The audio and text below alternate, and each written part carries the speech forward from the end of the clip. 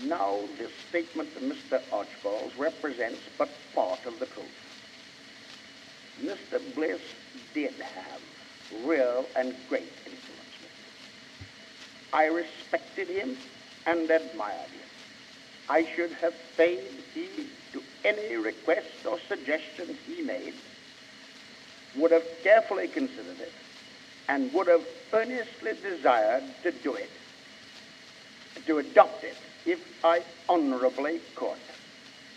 But it is perfectly true that neither Mr. Bliss nor any other human being ever had any influence over me, so far as concerned getting me to abandon the prosecution of any corporation or any individual engaged in wrongdoing. To this extent, Mr. Archibald's testimony is entirely true. And I call your attention to the fact that Mr. Archibald and Mr. Penrose come forward to testify against me only because at the moment I am heading the progressive movement. Were I a private citizen, it wouldn't enter their heads to make any assault on me. They dislike me, I grant you. And the longer I live, the greater cause I shall give them to dislike me. But that isn't the fundamental motive that influences them. The fundamental motive that induces them to act as they have acted in this manner is not merely that they dislike me, but far more because they dread you. They dread you, the people. You and those like you who make up the people of the United States.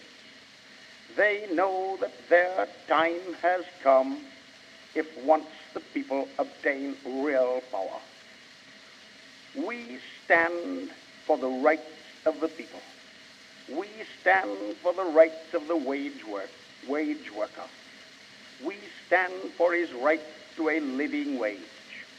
We stand for the right and duty of the government to limit the hours of women in industry, to abolish child labor, to shape the conditions of life and living so that the average wage worker shall be able so to lead his own life and so to support his wife and his children that these children shall grow up into men and women fit for the exacting duties of American citizenship.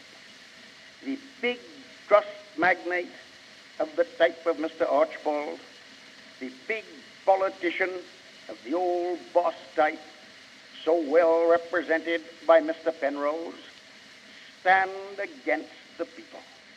They object to the government being used primarily in the interest of the people themselves.